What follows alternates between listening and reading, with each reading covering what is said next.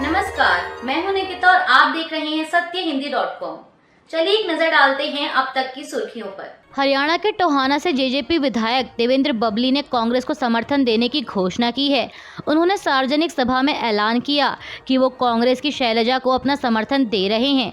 उनके इस बयान के दो मतलब हैं, एक तो सीधे कांग्रेस का समर्थन और दूसरा यह समर्थन वो कुमारी शैलजा के जरिए दे रहे हैं। बता दें कि इससे पहले बबली ने अपने इलाके के मतदाताओं से एक जनमत सर्वे के जरिए पूछा था कि वो किस पार्टी का रुख करें। अधिकांश लोगों ने उनसे जेजेपी छोड़ने और भाजपा में ना जाने को कहा था। इसके बाद उन्होंने कांग्रेस का रुख किया, लेकिन कांग्रेस में उनको यह ठिकाना कुमारी शैलजा के यहाँ मिला। दरअसल हरियाणा के भूपेंद्र सिंह हुड्डा और कुमारी शैलजा के दो अलग अलग गुट हैं। हालांकि प्रदेश कांग्रेस पर हुड्डा का ही कब्जा है। साथ ही बता दें कि बबली ने यह भी दावा किया है कि जेजेपी के कुल 10 में से 6 विधायकों का उन्हें समर्थन हासिल है। ऐसे में माना जा रहा है कि जेजेपी का कांग्रेस में विलय भी संभव है। कांग्रेस नेता राहुल गांधी ने उत्तर प्रदेश के प्रयागराज में आज एक चुनावी रैली को संबोधित किया। इस दौरान समाजवादी पार्टी प्रमुख अखिलेश यादव भी उनके साथ मंच पर मौजूद रहे। राहुल ने अग्निवीर योजना पर अपने बयान को दोहराते हुए कहा कि अग्निवीर योजना को हम कूड़ेदान में फेंकेंगे। जो पुराना तरीका था, एक तरीके के शहीद, पेंशन, कैंटीन जो हम सब जवानों को देते थे, वही हम फिर से करेंगे और अग्निवीर को हम बंद करेंगे, खत्म करेंगे, कूड़ेदान में फेंकेंगे। कांग्रेस नेता राहुल गांधी ने आगे चुनावी नतीजों पर भी बात की। उन्होंने कहा कि आपने सुना है कि नरेंद्र मोदी जी बीजेपी उत्तर प्रदेश में क्योटो यानी बनारस की एक सीट जीत रहे हैं। इसके अलावा राहुल ने एक बार फिर पीएम मोदी को घेरते हुए कहा कि नरेंद्र मोदी जी ने 22 लोगों को अरबपति बनाया है। सारा का सारा फायदा उन्होंने 22 लोगों को दिलवाया। अब हम करोड़ों लोगों को लखपति बनाने जा रहे हैं। हिंदुस्तान के सारे गरीब लोगों की लिस्ट बनेगी। हर गरीब परिवार में से एक महिला का नाम चुना जाएगा और फिर करोड़ों महिलाओं के अकाउंट में ठकाठक साल के लाख रुपए और महीने के 8,500 रुपए हम डालेंगे। प्रधानमंत्री मोदी ने पश्चिम बंगाल में एक चुनावी रैली के दौरान टीएमसी प्रमुख ममता बनर्जी पर बड़ा आरोप लगाया है। पीएम मोदी ने कहा कि पश्चिम बंगाल की मुख्यमंत्री ममता बनर्जी रामकृष्ण मिशन, भारत सेवा आश्रम और इस्कॉन के लोगों को खुलेआम धमकी दे रही हैं। बता दें कि प्रधानमंत्री का ये बयान ऐसे समय पर आया है जब ममता बनर्जी ने भारत सेवा श्रम संघ पर बीजेपी को सपोर्ट करने का आरोप लगाया था।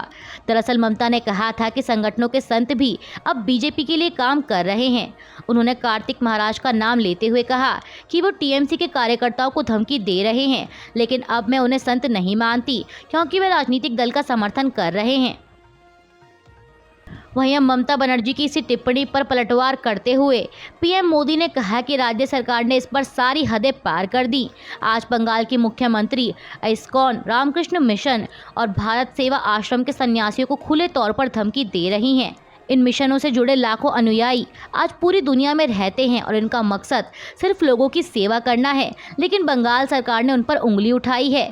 प्रधानमंत्री ने कहा कि इतनी हिम्मत सिर्फ अपने वोट बैंक को खुश करने के लिए की जा रही है।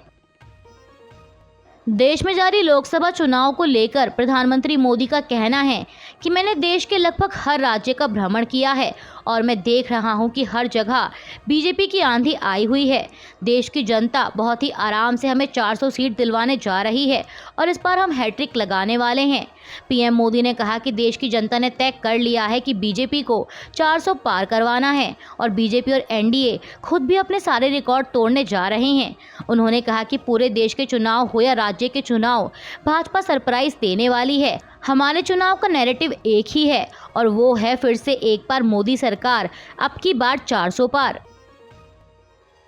आम आदमी पार्टी की राज्यसभा सांसद स्वाति मालीवाल के साथ हुई कथित मारपीट के मामले में नए बयान सामने आ रहे हैं। इसी कड़ी में पार्टी नेता सौरभ भारद्वाज ने दिल्ली पुलिस पर आरोप लगाया है कि वह पहले दिन से ही झूठी खबरें प्लान करने का काम कर रही है। समाचार एजेंसी एएनआई से बात करते हुए उन्होंने कहा कि एक जांच एजेंसी को निष्पक्ष होना चाहिए। पहले दिन से जो झूठी खबरें दिल्ली पुलिस द्वारा प्लान की जा रही हैं, इससे साफ हो रहा है कि वो बीजेपी के चुनाव का नैरेटिव बनाने का काम कर रही है। सौरभ भारद्वाज ने कहा कि सिक्योरिटी एरिया में आने जाने वाले लोगों के लिए जो कैमरे लगे हैं वो पीडब्ल्यूडी के अधीन होते हैं। दिल्ली पुलिस कल ही वो सारे के सारे सीसीटीवी के 2 डीवीआर ले जा चुकी है। उसमें कोई टेपरिंग नहीं है, उसमें सारा डेटा मौजूद है। उसके बावजूद ये झूठ बोला जा रहा है। आप नेता ने आगे कहा कि आज जो मुख्यमंत्री के आवास के अंदर के प्राइवेट सीसीटीवी कैमरों को भी ले गए हैं, कोई टेपरिंग नहीं है। यह इसलिए हो रहा है क्योंकि बीजेपी के इशारों पर दिल्ली पुलिस काम कर रही है। सौरभ भारद्वाज ने दिल्ली पुलिस पर आरोप लगाते हुए आगे कहा कि 354 की एफआईआर हमेशा से कॉन्फिडेंशियल होती है, मगर दिल्ली पुलिस ने वो सबको बांट दी। 100 नंबर पर शिकायत की डायरी एंट्री में जो लिखा जाता है वो भी कॉन्फिडेंशियल होता है, वह भी दिल्ली पुलिस ने बांट दिया क्योंकि छवि खराब करने की कोशिश की जा रही है। इसके साथ ही उन्होंने ये भी बताया कि अरविंद केजरीवाल के घर में जो ड्राइंग रूम है वहाँ पर सीसीटीवी नहीं लगे हुए हैं। भारद्वाज ने कहा कि ये ड्राइंग रूम है जिसके अंदर मुख्यमंत्री अक्सर अपने मंत्रियों से मिलते हैं और कोई मुख्यमंत्री आ जाए तो उससे मिलते हैं, दूसरी पार्टियों के राजनीतिक लोगों से मिलते हैं। जाहिर सी बात है कि ऐसी जगह पर आप कैमरे नहीं लगा सकते, कोई भी आदमी उस पर आपत्ति जता सकता है कि आप सारी मीटिंग रिकॉर्ड करते हैं। उनके घर का वो एक पब्लिक एरिया ऐसा है जिसके अंदर सीसीटीवी नहीं है। बीजेपी ऑफिस तक मार्च निकालने का ऐलान करने वाले आम आदमी पार्टी कार्यकर्ताओं को दिल्ली पुलिस ने पार्टी ऑफिस के बाहर ही रोकने का दावा किया है। सेंट्रल दिल्ली के डीसीपी हर्षवर्धन मंडावा ने एएनआई से कहा कि मैंने सुरक्षा का पूरा प्रबंध कर रखा था। हमने उन्हें आम आदमी पार्टी के दफ्तर के बाहर ही रोक लिया। हमने उन्हें बताया कि यहाँ पर धारा 144 लगी हुई है। अरविंद केजरीवाल के करीबी सहयोगी विभव कुमार की गिरफ्तारी के बाद आम आदमी पार्टी और भाजपा के बीच जुबानी जंग तेज हो गई है। इस बीच आम आदमी पार्टी प्रमुख अरविंद केजरीवाल ने आज रविवार को बीजेपी मुख्यालय के लिए निकलने से पहले पीएम मोदी पर कई आरोप लगाए। केजरीवाल ने कहा कि पीएम हमारी पार्टी को खत्म करने के लिए ऑपरेशन झाड़ू चला रहे हैं। ये हमारे सभी बड़े नेताओं को जेल में डालना चाहते हैं ताकि पार्टी खत्म हो जाए, लेकिन हमारे ऊपर बजरंगबली का हाथ है। हम हर चुनौतियों का डटकर मुकाबला कर रहे हैं और इससे बाहर भी निकल जाएंगे। केजरीवाल ने अपने नेताओं और कार्यकर्ताओं को संबोधित करते हुए आगे कहा कि आगे बहुत बड़ी चुनौतियां आने वाली हैं, इनसे लड़ने के लिए तैयार रहना है। और एक बात याद रखना कि अतीत में जितनी चुनौतियां और मुसीबतें हमारे सामने आई और हम आराम से निकल गए, ये कोई चमत्कार से कम नहीं है। ये सब एक ही वजह से है कि ऊपर वाले का हाथ आपके ऊपर है। अरविंद केजरीवाल ने कहा कि बजरंगबली का हाथ आपके ऊपर है। अगर ये हाथ नहीं होता तो आज तक हम खत्म हो चुके होते। ऊपर वाला आपके साथ है, बस आप डगमगाना मत। देश के चुनावी माहौल में आरक्षण का मुद्दा गरमाया हुआ है। कांग्रेस नेता राहुल गांधी अपनी कई चुनावी सभाओं में कह चुके हैं कि सत्ता में उनकी सरकार आने पर वह आरक्षण पर लगी 50% की सीमा को हटा देंगे। अब इसी बारे में बात करते हुए कांग्रेस महासचिव जयराम रमेश ने एएनआई से कहा कि भारतीय संविधान की 9वीं अनुसूची में सिर्फ तमिलनाडु के आरक्षण का कानून शामिल है। तमिलनाडु में 69% आरक्षण है और वह गैर संवैधानिक नहीं है, लेकिन जब सभी राज्यों में 50% की सीमा को पार किया जाता है तो उसे गैर संवैधानिक कहा जाता है, संविधान के खिलाफ कहा जाता है। कांग्रेस नेता ने कहा कि हमने कहा है कि हम 50% की सीमा को बढ़ाएंगे। हमारा पीएम मोदी से सवाल है कि क्या आप 50% की सीमा को बढ़ाएंगे या नहीं। कांग्रेस महासचिव जयराम रमेश ने ईडी, सीबीआई, आईटी के दुरुपयोग को लेकर भी भाजपा को घेरते हुए आगे कहा कि जिस तरह से ईडी, सीबीआई, आईटी का दुरुपयोग मोदी सरकार द्वारा हुआ वह पहले कभी नहीं हुआ। प्रधानमंत्री ने खुद भाषण में कहा कि टेम्पो में काले धन की बोरी लेकर अडानी और अंबानी कांग्रेस पार्टी के दफ्तर पहुंचते हैं। कांग्रेस नेता ने पूछा तो उनके खिलाफ कार्रवाई क्यों नहीं हो रही। जयराम रमेश ने कहा कि प्रतिशोध के लिए इन संस्थाओं का दुरुपयोग हो रहा है।